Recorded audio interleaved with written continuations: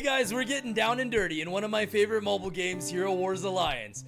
We're gonna take a look at one of the best values in this game, the Dirty Dorian. And no, that's not code word for a vampire with a restraining order. Although that does make me think of Twilight, one of the creepiest love stories of all time, where a 200-year-old vampire tries to date a 17-year-old girl. Now, unlike Edward Cullen, Dorian will not be lurking in the shadows, creeping out your teammates. In fact, your teammates will be thrilled to have them by their side, as he grants your teammates the ability to heal themselves even after he dies. What a guy, what a teammate. Now the first thing you're gonna need to do is go over to my little friend in the town shop merchant, and we're gonna grab some soul stones for Dorian. Now 750,000 gold is no easy pill to swallow, especially if you're new or new-ish to the game. But like I said in my video on Monday, we are not gonna invest in Dorian beyond 1 star, and we're not gonna invest in his skins, his glyphs, or his artifacts. We're just gonna focus on getting him to level 120 and investing in his 4th skill, Initiation, which you can't even see because of my big fat head. Initiation increases vampirism of nearby allies.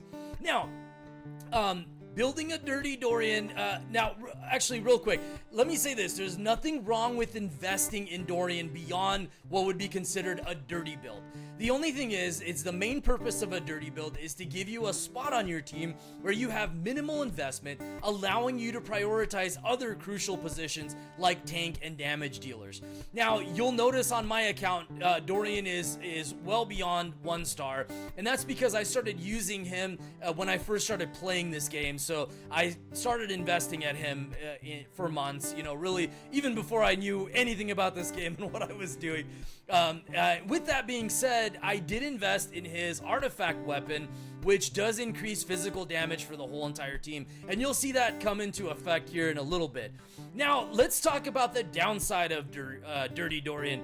Now, Dorian, his aura only works on teammates that are nearby allies. So, for that very reason, we want to put him on a team with Lilith, Octavia, Fafnir, basically heroes that will push him further in the formation, further up, increasing his effectiveness in healing other teammates. So we're gonna do that now. We're gonna throw him on a team with Octavia, and she's gonna push him forward, and we're gonna go up against what is considered right now one of the metas, the Eternity meta, with Corvus, Dante, Morrigan, Iris, and Octavia. And you're gonna see this kind of like pink flickering effect going up, and that's gonna be affecting Iris, affecting Octavia. Potentially, if Dante and Corvus get pushed back by the enemy Dante into more of a clump formation, they're also going to benefit from his healing. Now, you can see my Iris did way more damage. Part of that is because of her lasting longer, and the other is because of Dorian's weapon artifact, which increases physical damage. But if we look at healing, look at all this healing. Iris and Octavia healing themselves. That's a big deal considering how squishy Iris is, and the fact that she's one of the best damage dealers in the game. Now, earlier, I tested out Dorian next to Heidi, and worked really well against a team that was considerably stronger here. Let's take a look where... Oh, we're gonna go way back. I did quite a bit of testing, guys. Yeah, we're gonna go here. This team has about 40,000 power over my Dorian team. So we've got kind of like your old school Eternity team with Corvus, Morrigan, Iris, Faceless, and Phobos. And you're gonna see Dorian buff Heidi, who's also quite squishy. I just recently got his talisman, so his armor's a little bit better. But you can see, wow, that's a ton of damage. And Corvus just hanging on for dear life. You can't even see the poor guy. He's getting pushed back so far.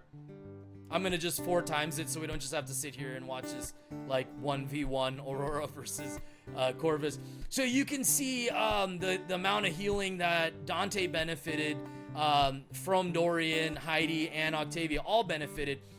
For this reason, Dorian is a great counter for heroes like Dante and Cascade, basically heroes that push your team into a clumped formation, allowing Dorian's aura to increase its effectiveness. Another place Dorian can fit very well is on a Hydra team. Basically, if you're struggling with a high-level Hydra, like Dreadful, Legendary Hydra has a tendency of one-shotting even more powerful heroes. Throw Dorian on there. You can increase Zhu, Martha, Mojo. You can increase a lot of different heroes' survivability by having Dorian on there.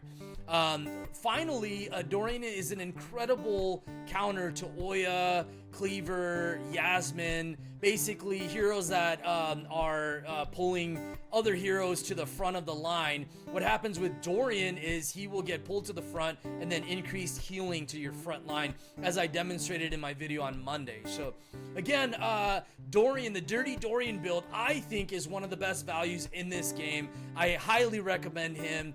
Let me know what you guys think in the comments. Don't forget to like and subscribe. Thank you so much for your time, guys. I love you all.